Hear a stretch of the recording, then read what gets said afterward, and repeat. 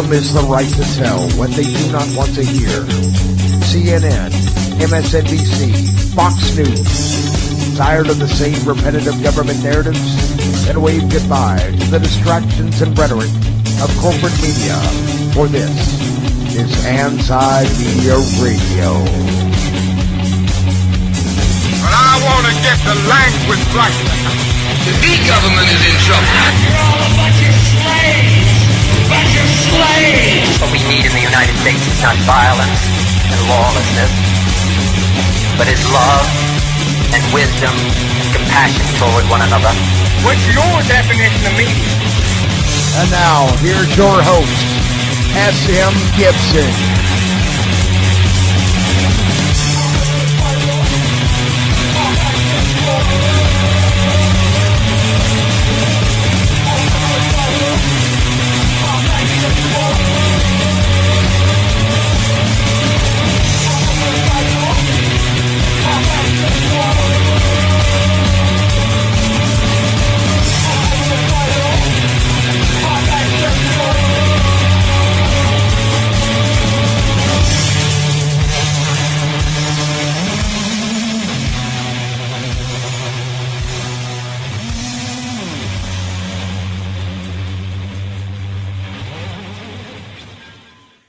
You're not supposed to be so blind with patriotism that you can't face reality. Wrong is wrong, no matter who does it or says it. Lest you think we forgot Jack Kennedy being shot down like a dog in Dallas, Texas. Lest you think we forgot Lyndon Johnson in the Gulf of Tonkin dragging us and our young men into the Vietnam War. Lest you think we forgot Martin Luther King becoming a martyr on the balcony of the second floor of the Lorraine Motel in Memphis, Tennessee. Lest you think we forgot Bobby Kennedy being shot dead in the kitchen of the Ambassador Hotel in Los Angeles. I know in this 24-hour news cycle that we forget these things, that what happened yesterday is over with tomorrow. No, these things still happen. Lest ye think we forgot that there were supposedly WMDs in Iraq. Lest ye think we forgot that there was supposedly a plane at the Pentagon. Oh, conspiracy, conspiracy. I don't care. There wasn't. Lest you think we forgot there was World Trade Center building number 7. Let's address these issues. And now we're going into another war with ISIS. Are you kidding? These things are happening. And it gets run over by a 24-hour news cycle. It's absolutely ridiculous. Welcome to the Anti-Media Radio. This is your host, S.M. Gibson. On February the 17th, 2015, the emancipation propagandist, we are freeing you from the distractions of the propaganda. That's what this is. As always, with our wonderful, wonderful producer, Mr. Shannon Madden. Oh, thank you. You're too kind. Thank you, ladies and gentlemen. Good evening. So what the media wants to do is confuse and divide your mind. They want it's a war on for your mind. You know, I know that's a phrase out there in the whole alternative media world, but it really is. That's what's going on. There absolutely is. There's so much money that can be made off of it. And you know, I've kind of gone back and forth with the discussions that we've had in preparations for the show over the past 48 hours. And a common theme seems to keep popping up. And that is that there is so much going on in all of this sensationalistic journalism, whether it be with actual real events that are happening in the world, events that are being manipulated by one side or the other, and we're fed both sides in order to confuse and diffuse the actual, real truth at hand.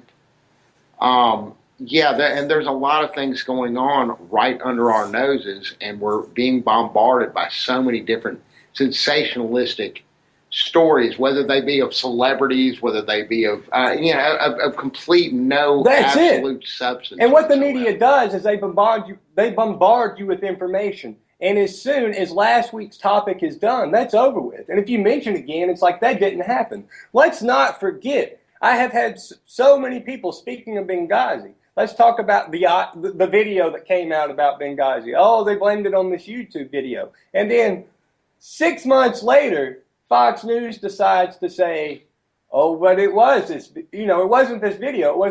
But for months, they were saying that it was this video. They were repeating what Hillary Clinton had said, okay? The media was repeating that. Even the conservative media, it's the exact same media, ladies and gentlemen.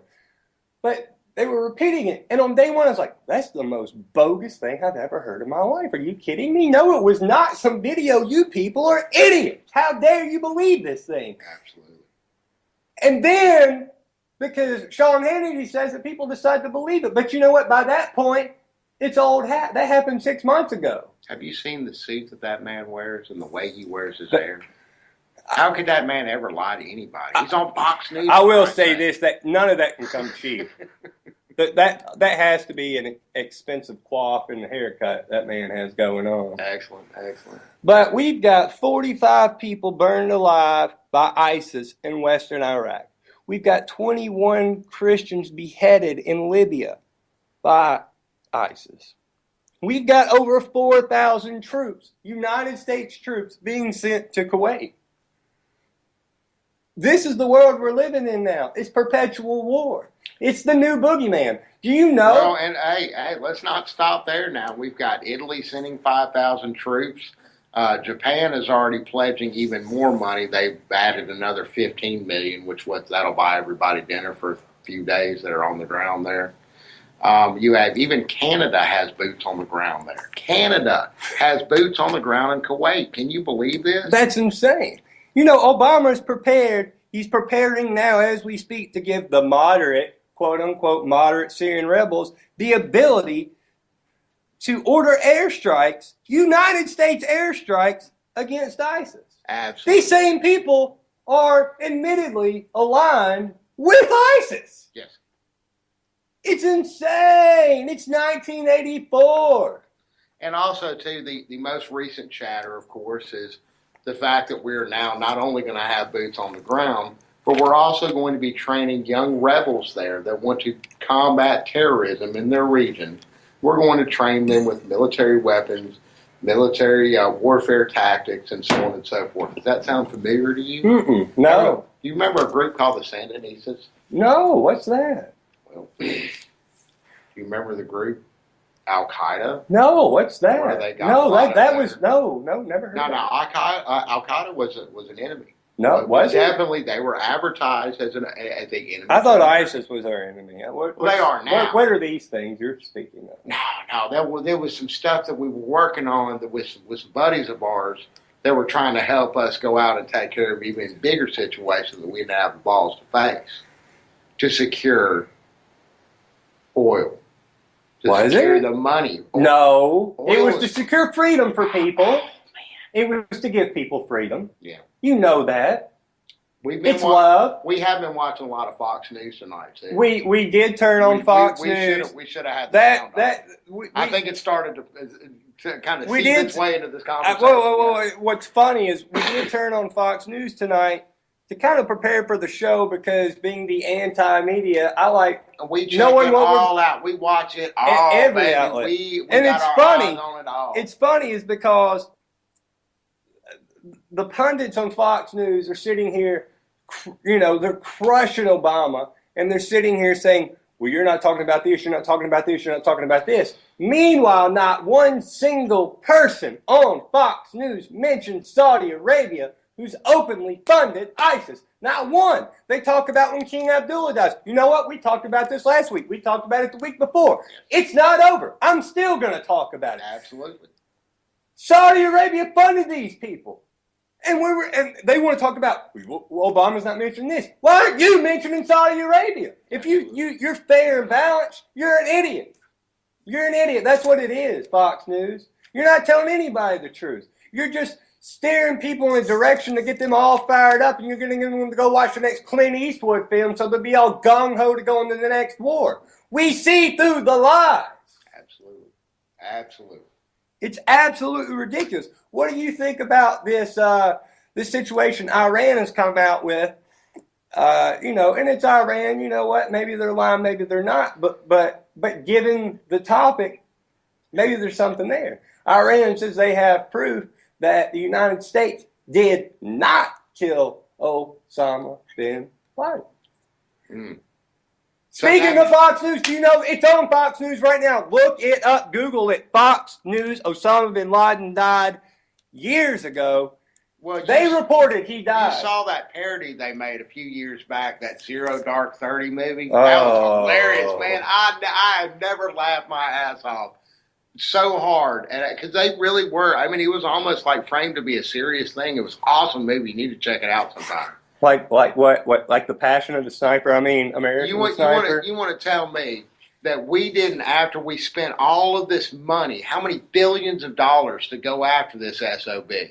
We finally capture him, and we don't put his head on a stick and parade him around and have a video and have this big, long, drawn-out trial and bring him to justice. No, we went ahead and shot him and dumped his body at sea. Yeah, that's really plausible. Exactly. Also, too, I'm going to sell you a Smurf after the show. Those things are awesome. I need a Smurf, actually. How much are you selling? About $4,000, dude. Hey, the upkeep, I'll get you down. I'll get you down for it's over with. Is minor. I'll get you down. That's a good deal, but I'll get you down on that. How about Omar al-Bashir, the president of Sudan, claiming that the Mossad, for the layman out there, Israel intelligence, and the CIA, which is obviously American intelligence, are behind ISIS and Boko Haram. We don't hear about Boko Haram as much in the States, but if you turn on BBC or Al Jazeera America, you hear about it a lot. Horrible things they're doing, horrible things. And I believe that stuff's happening. I think it's really bad. I think what ISIS is doing is really bad. It's just where it came from and who's funding it and the motivations behind it. And it wouldn't have existed if. And that's what everybody's taking that out of the equation. It wouldn't have existed if. Absolutely. So, what do you believe about President al-Bashir of Sudan saying that the CIA and the Mossad is behind the two biggest terrorist organizations? And it's a really interesting place for that news to come from, too. The president of Sudan. Do we have much economically to do with Sudan? I can honestly, this is claiming ignorance. I really don't know enough about the economics of Sudan. Me, if there was a major export or a major resource that we were there, other than we really probably need to do our homework on Sudan. That's true. The thing is that if Sudan was actually a region that had anything to do with any kind of monetary value whatsoever, we'd know exactly everything about Sudan, and we'd know exactly, if we see a picture of the president, we'd know exactly what he looks like, because that's where all the money's coming from. But here's one for you that, and it kind of reminds me back of a story in late 2007, early 2008. Again, the 24 hours news cycle, but lest ye think we forgot, we did not forget, is Gaddafi in late 2007, early 2008, when the United States was having their presidential elections. This man was going up in front of thousands of the Libyan citizens and telling them to support, and I quote, our brother, Muslim brother, by the way, and I don't think Barack Obama's a Muslim at all, but he's saying support our Muslim brother, Barack Obama. Gaddafi was. That was right around the time that Gaddafi went ahead and apologized for all those nasty little Gaddafi obviously got hijackings back in the day. But that was a misunderstanding. Sorry, dude. My bad. Well, but boy, what's so funny is you get certain aspects of this country that are right-wing that believe that Obama's a Muslim, he can't do no right. And then, well, if he is, and you do have Gaddafi on tape repeatedly saying the guy is a Muslim before he became president and telling his own people to support this guy, what happens when Obama gets in office? Whack. Gone. Gaddafi's dead. He's gone. No more. So if he's a Muslim, and he's his Muslim brother, then he's a bad brother. I wouldn't want him as a brother. Yeah. You know what? And that's the thing. These people act like, well, he has this allegiance or he has that allegiance. There are no allegiances. The allegiance is to yourself and to the power you can gain.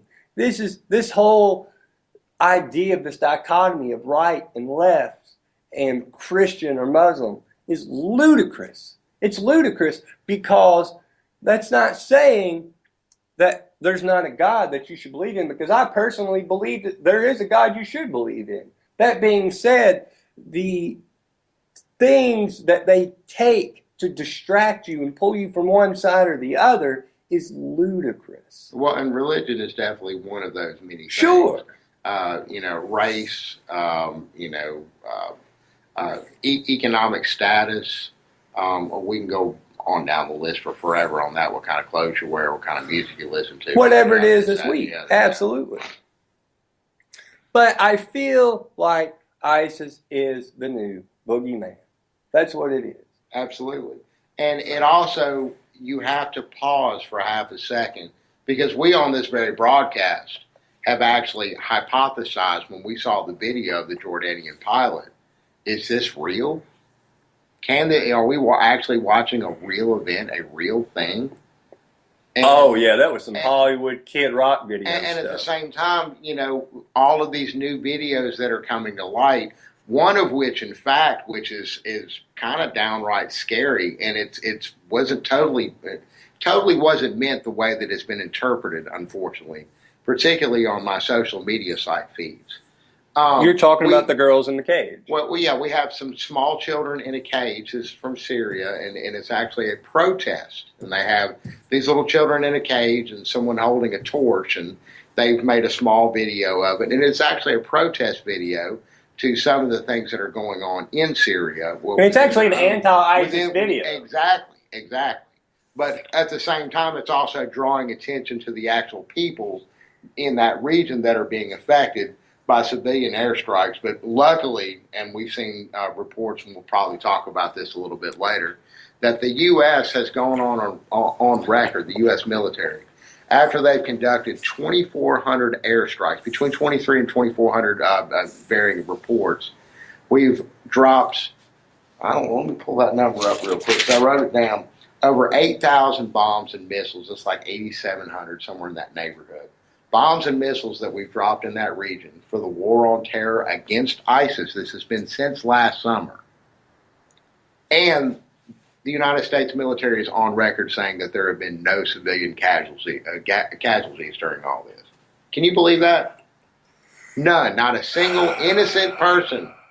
Not a single innocent person suffered when they dropped over 8,000 bombs. 8,000 bombs. Wrap your head around that for a minute. So what you're telling me is the United States is claiming that there have been over 8,000 explosive devices dropped in lands indiscriminately over the past, I'll say, 9 Well, apparently months. not indiscriminately, because they hit every single target every single time, and not a single other extra target. No casualties that were innocent. It's amazing. Wow. I take it back. I take back, you know what? I said we couldn't trust the government. I was wrong. How dare They I? didn't murder a single innocent person. Every single person they murdered had it coming, Scott. They did. They're judge and jury. So out of 8,000 bombs that have been dropped, not one single casualty. Let's just hypothetically throw this out there, okay? What about the 13-year-old that was killed, okay, by the drone strike that we talked about last week? The Guardian reported about, That said, I dream of drones. What's their explanation of that? I guess they don't have one. Because he's dead, he can't offer up his rebuttal. Apparently, he was involved in some stuff he shouldn't have been involved 13 with. years Maybe old. he probably had an ISIS uncle. They'll get you. Okay. They'll get you. Yeah. They'll get you. Look, here's the thing. If the liberals and the Democrats in this country are right, okay, and everything's so screwed up, then why have we had Bush Sr. for 4 years? Why did we have George W. and Dick Cheney for 8 years? Okay. Who's running this next Right. election? Well, that's still to be determined. Come on, man. He's a shoe-in. You know it. If You that know what his last name if is. that You know happens, how this he's show is connected. going to be coming from Costa Rica because I can't even deal with the fact That's still too close, man. that Jeb Bush is going to be president. But you know, it's this whole divide and conquer, divide and conquer. If the liberals are right, then why were Bushes ever elected?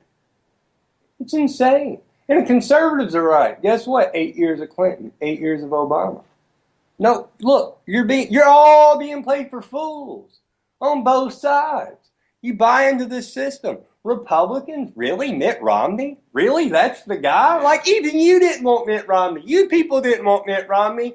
And you convinced yourselves you liked him because he was better than the other guy. Yeah.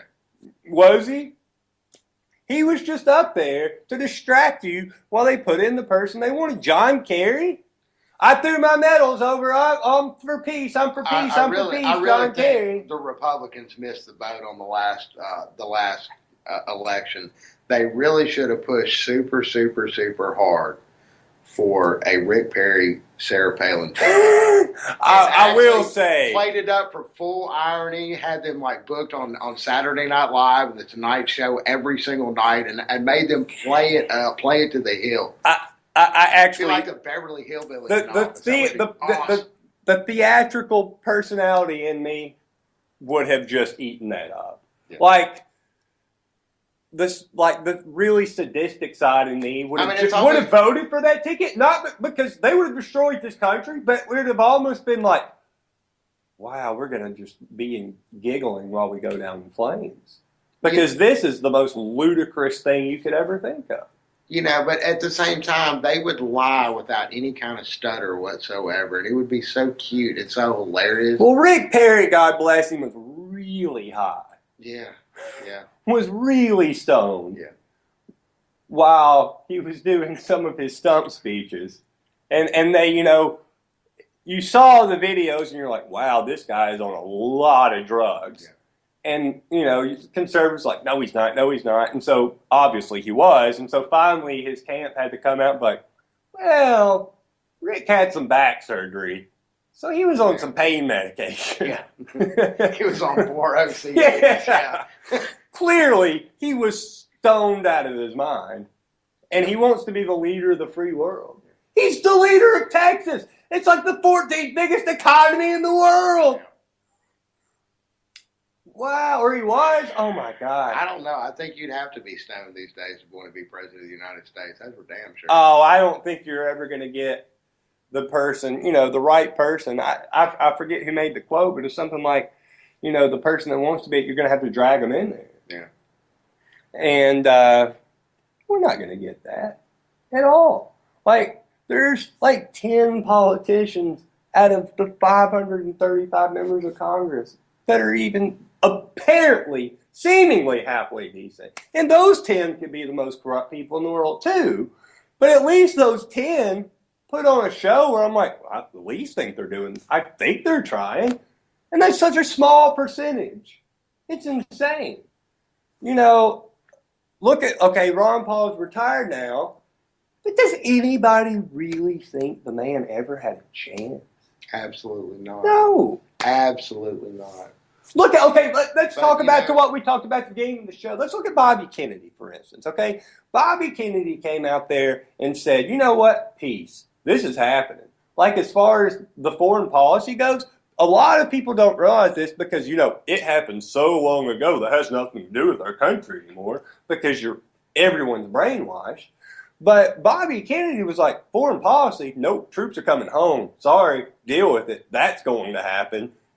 Period. And you know what? Bobby Kennedy, because of his brother having died, was going to be the president. It was going to be an emotional vote. There was no way Robert Kennedy was not going to become the president of the United States. He was going to win. People knew it. Ambassador Hotel, Sirhan, boom, kitchen. After midnight, you're gone. They knew he was going to win. He had just won 2 primaries. They knew it. They couldn't deal with that. They were having nothing to do with that. They knew he was going to win. They knew Ron Paul wasn't going to win. That's why he was allowed to run his mouth. Well, and that's the the way that America's kind of softened its tone as far as that goes, to a degree. Still, don't think for a half a second that if the United States needs to take your ass out, they will.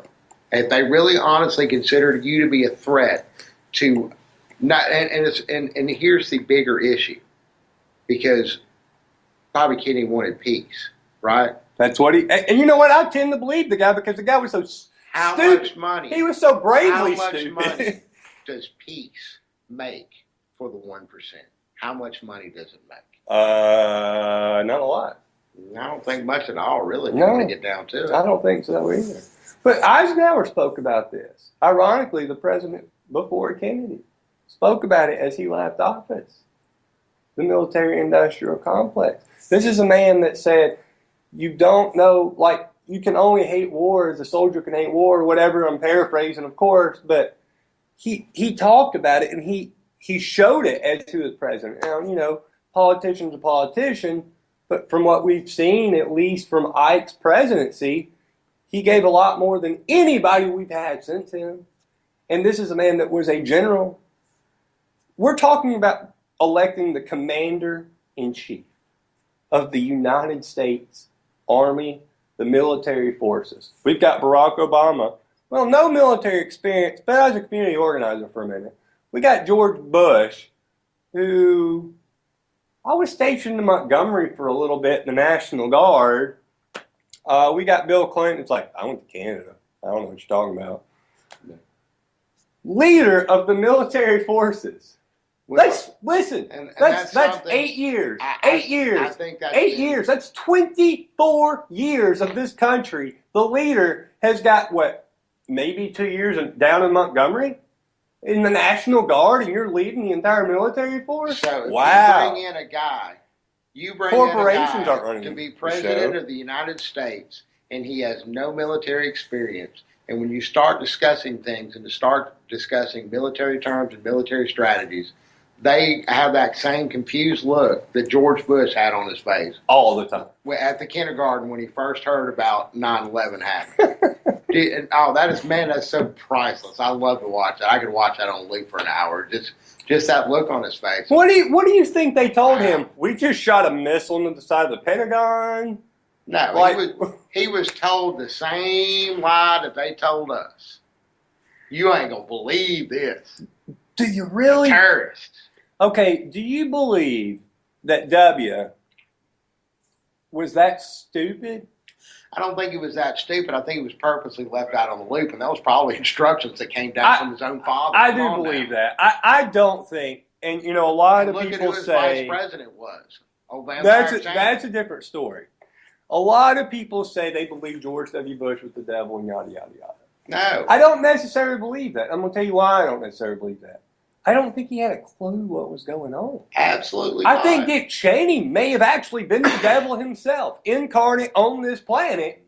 I just think Bush was aloof and was just like, oh, I'm here, and yeah, like I'm daddy's boy. Good old Texas. Well, and if you look, and it's not fair to go ahead and just look at what he did during his presidency, but go back and look at the trajectory of his career.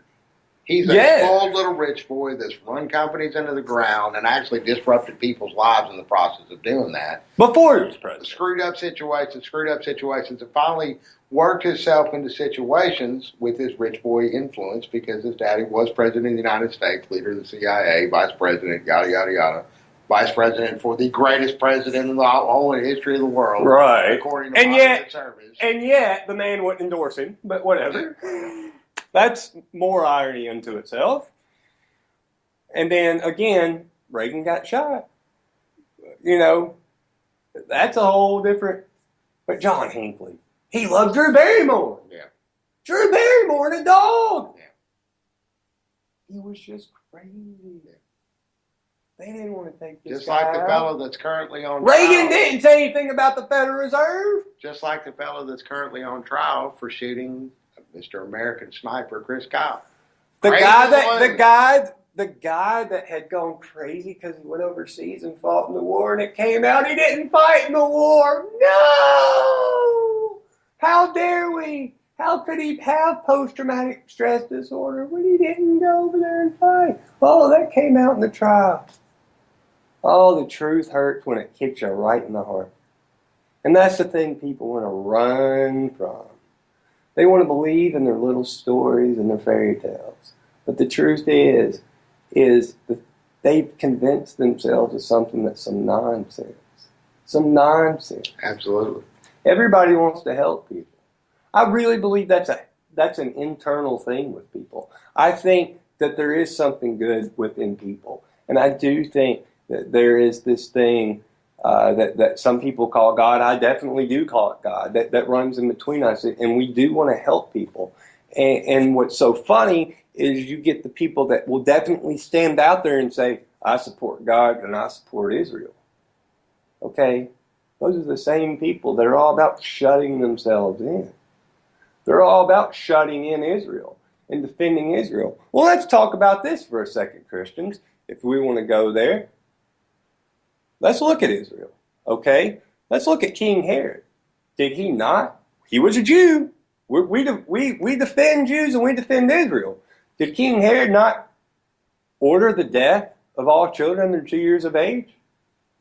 Explain that one. If we're always defending Israel, explain that. You're talking about the same fellow that served up John the Baptist's head on a platter, right? That's that King Herod.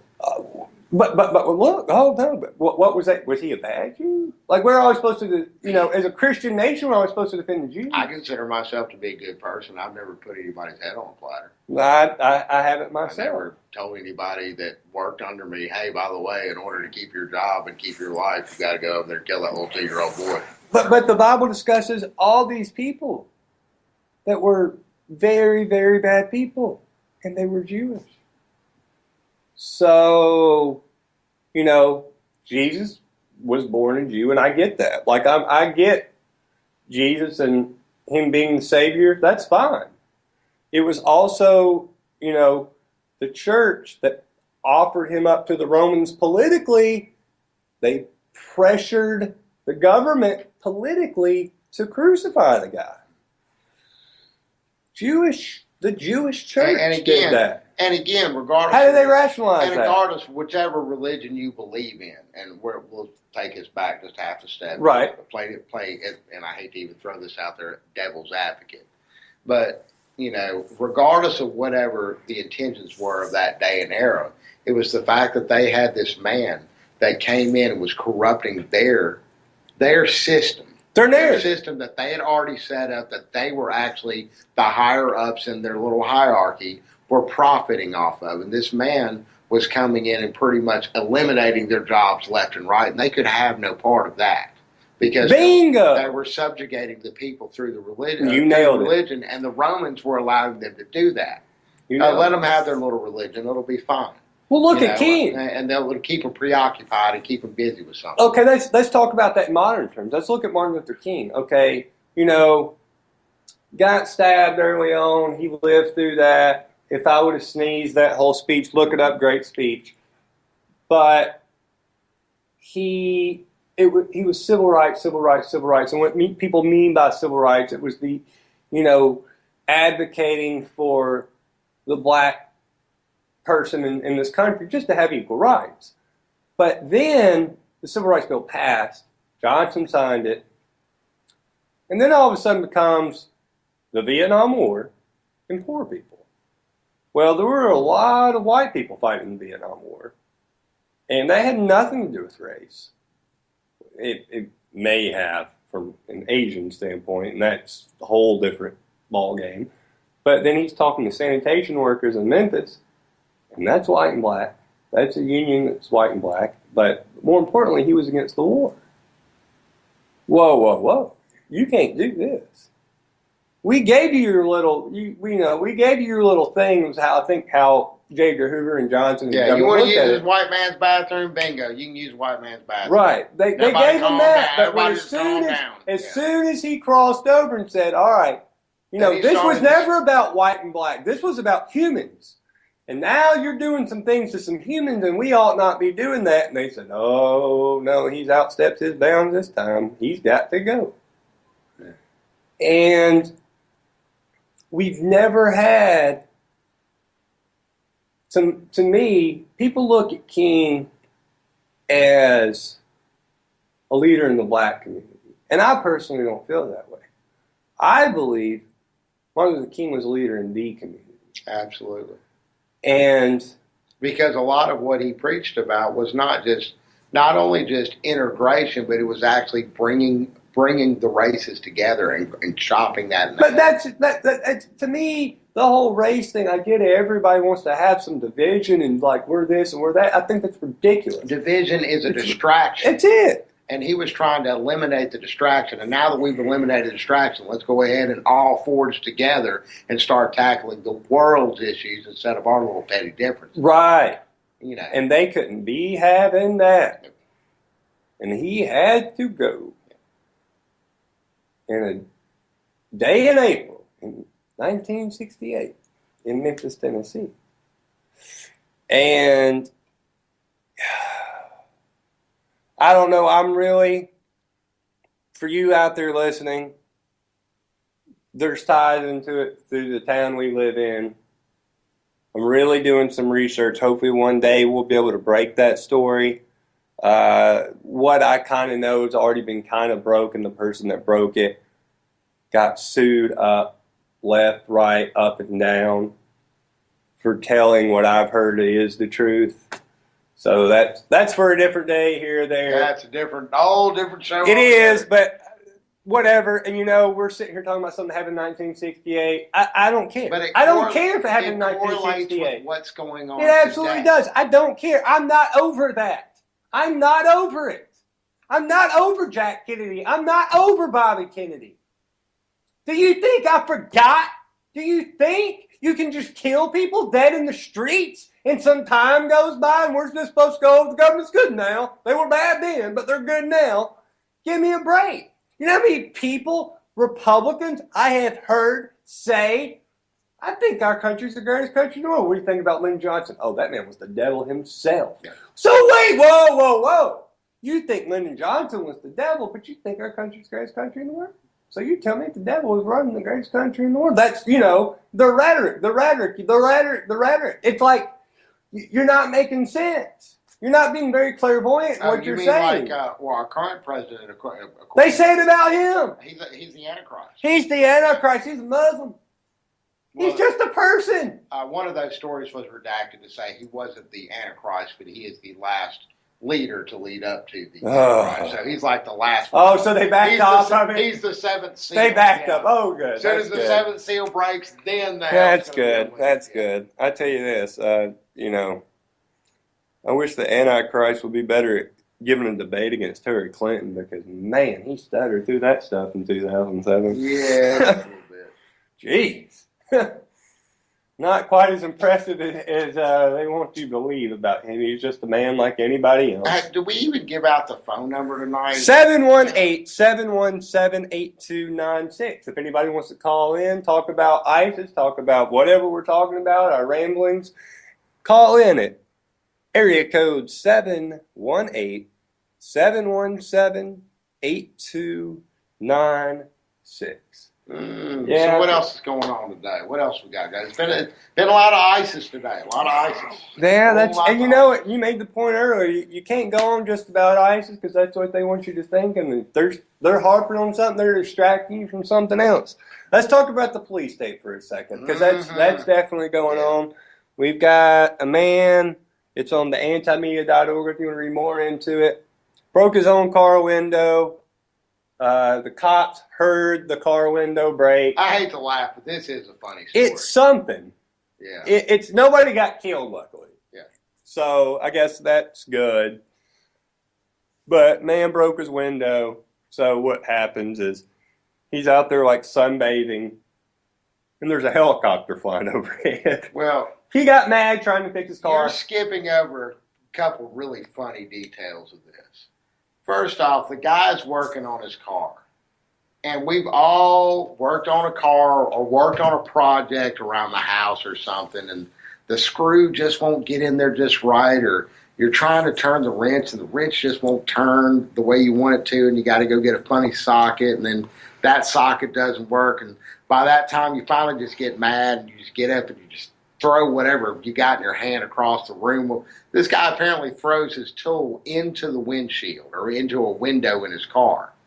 Broke the window. He's living in a bus, by the way. Yeah, he lives in a bus on the property. And he says blame his mother for that, which is this is kind of a tragic story. And of course, they arrest him, and this is the kicker. They arrest him finally because they use it as justification to storm his house and find a bunch of marijuana plants. Which the guy that he didn't own the house, he just owned the bus and he owned the property, and the guy that owned the house ended up getting arrested. Which kind of makes you wonder, right? Yeah, that kind of where there's smoke, there's fire kind of thing. But yeah, apparently this guy didn't just get the police like a police car showed up at his house. The guy gets ticked off. He throws the thing through the window, gets a little upset, goes and grabs a delicious adult beverage, strips down to his skivvies, and starts sunbathing.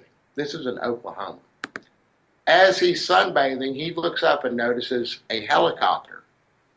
And the helicopter turns out to be the police investigating some report of a shots fired situation. Right. So we're going to need helicopters for this. Yeah, helicopters, and all the SWAT team shows up, and they raid the house and find these plants and arrest him. And we get this story of him living in a bus and this, that, and the other. And it's really something that at one police car with two officers, guns drawn, you know they're going to of course. You know they're going to roll like that.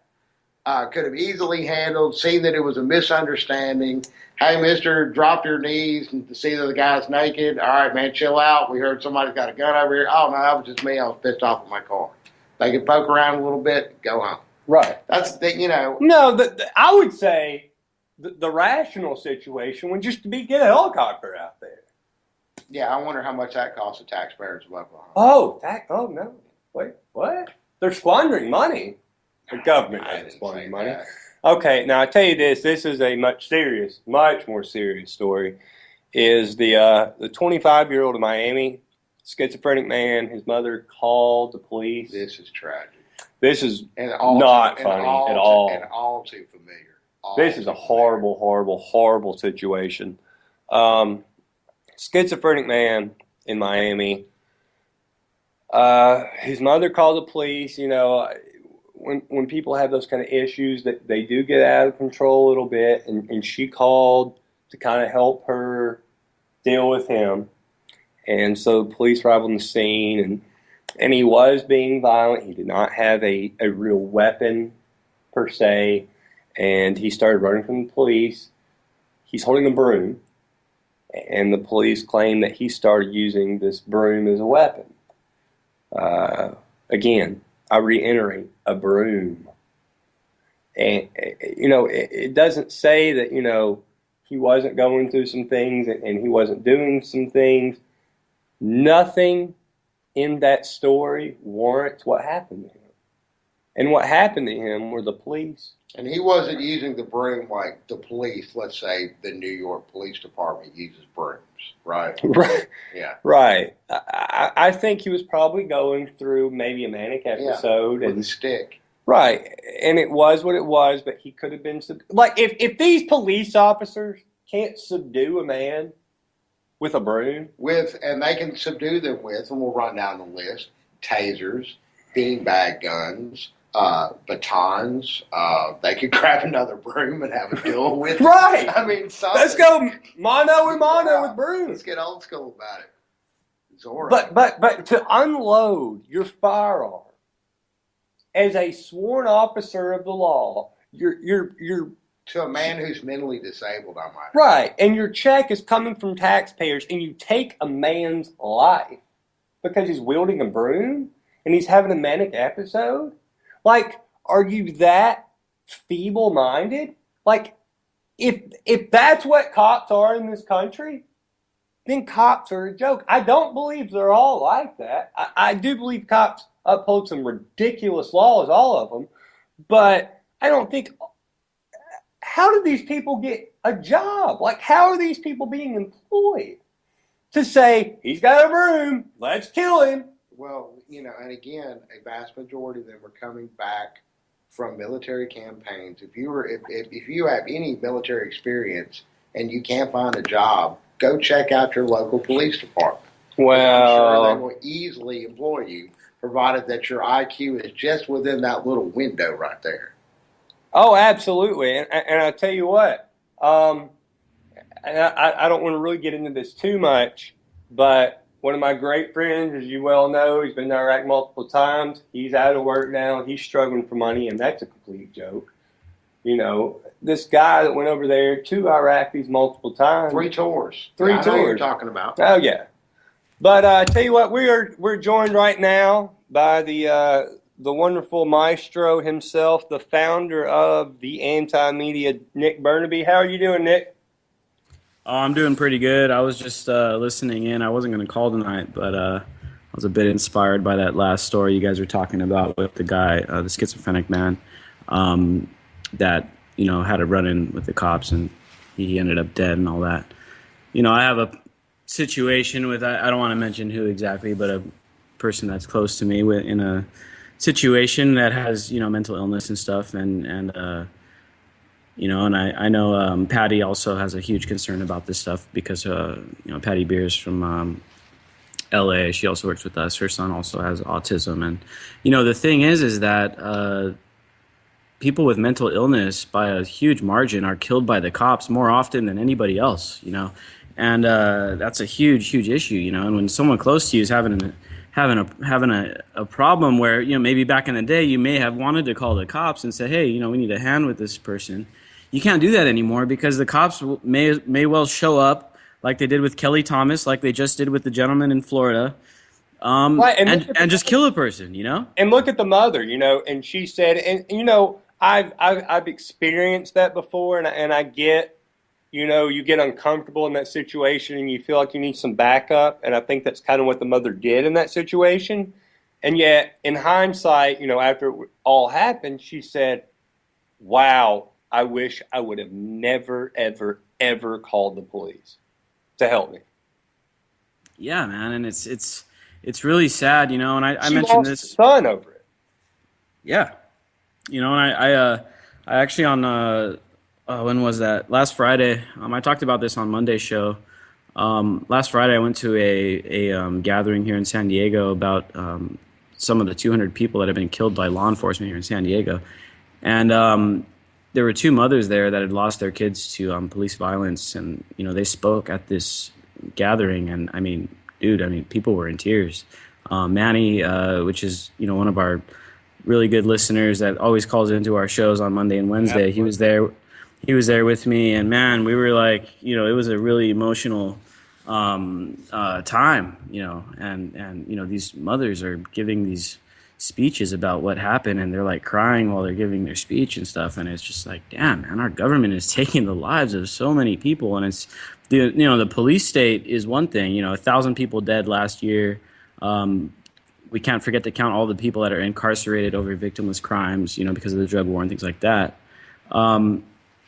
But I mean, other than that, it also includes the torture aspect with people in prison that are going through solitary confinement, sleep deprivation. Chris was on our show a few weeks ago, and he's been to prison, and they do sleep deprivation tactics, and they beat people up. We've had various stories on the Anti-Media about prison guards raping inmates and stuff like that.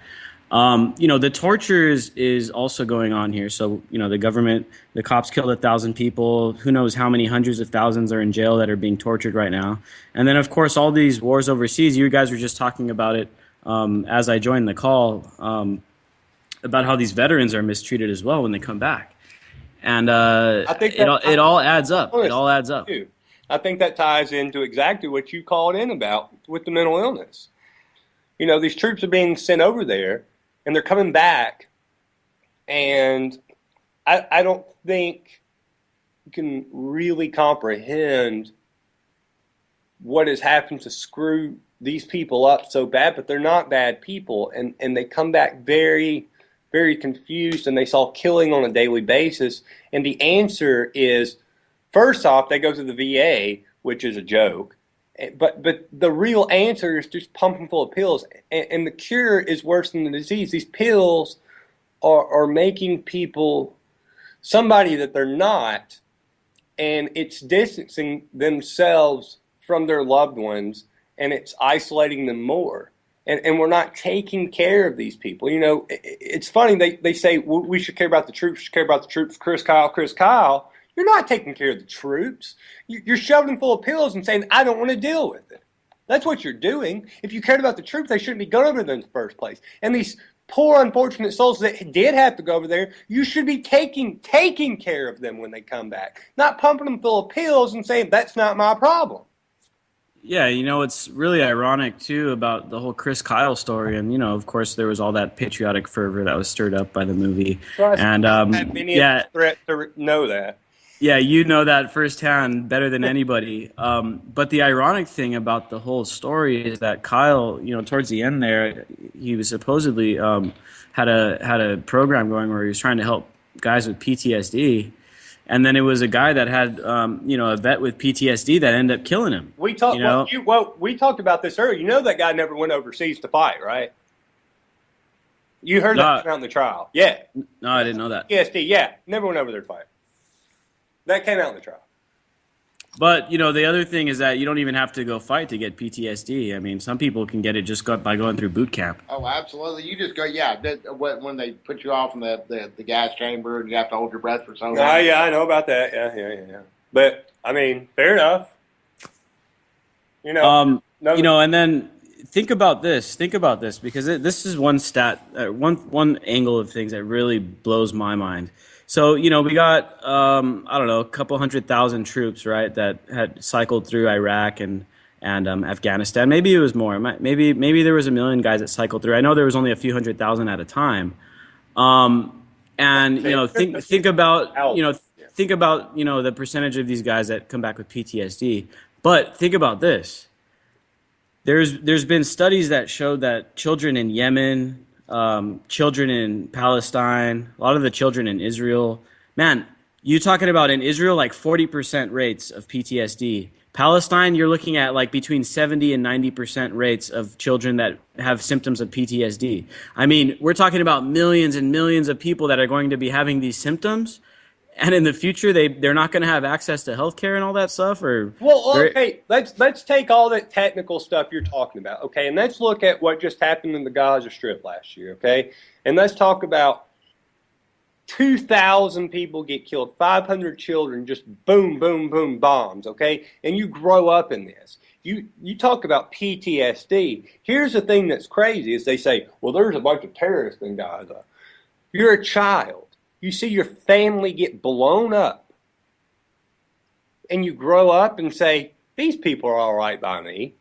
You know, they don't realize the psychological effect what they're doing has on people.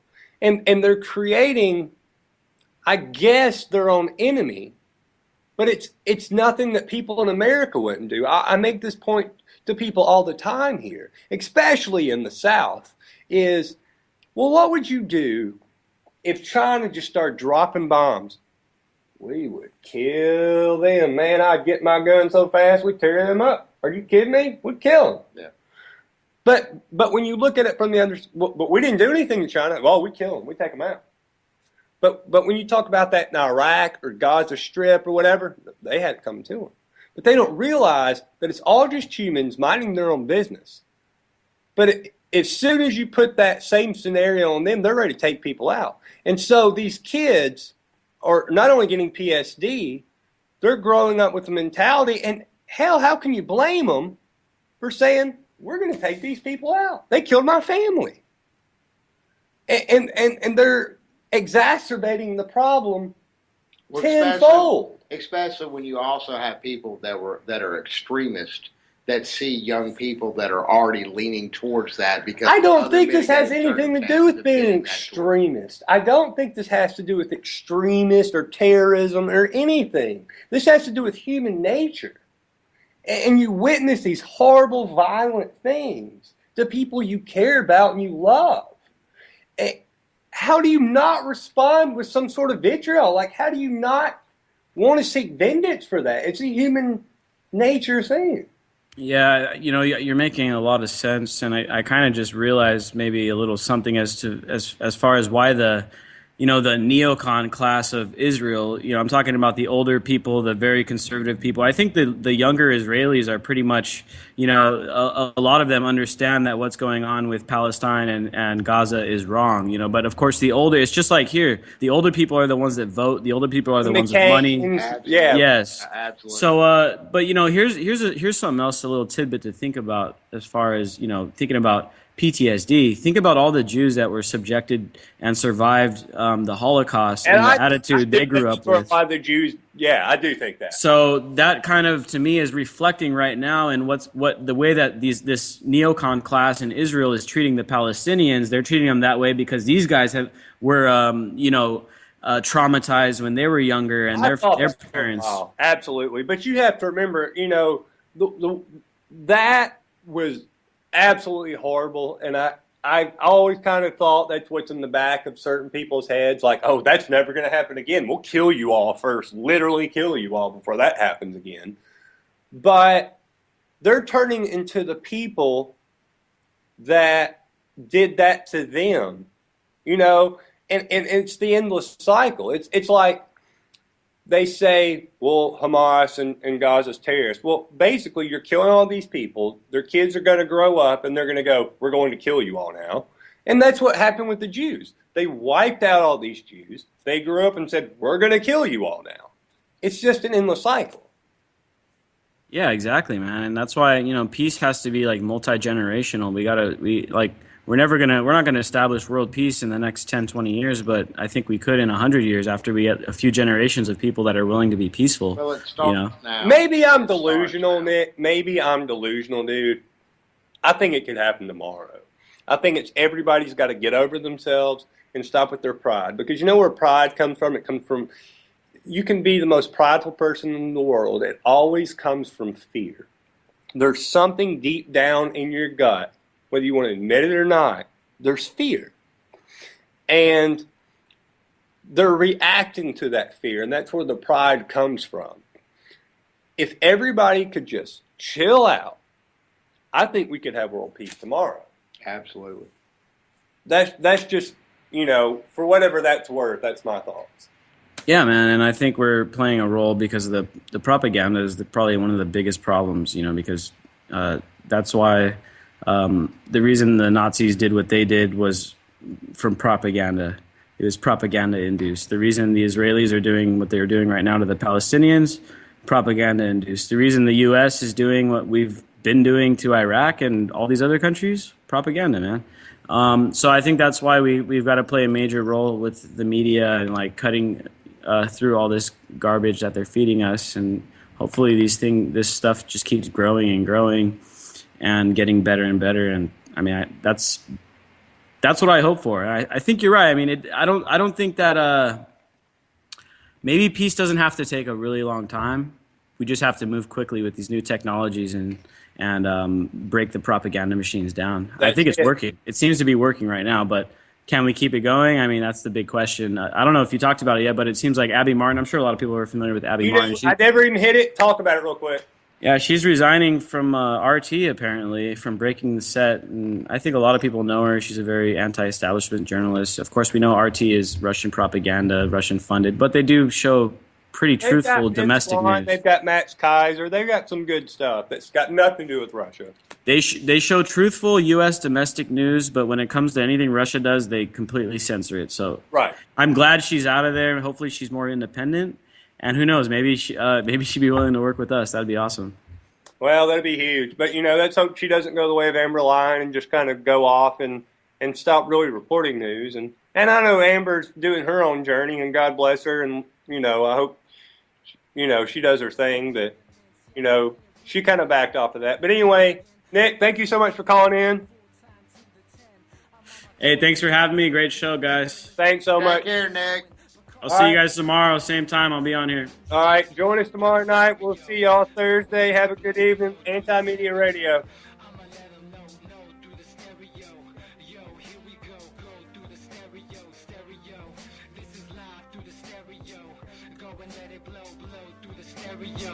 I'ma let them know through the stereo. Yo, here we go through the stereo.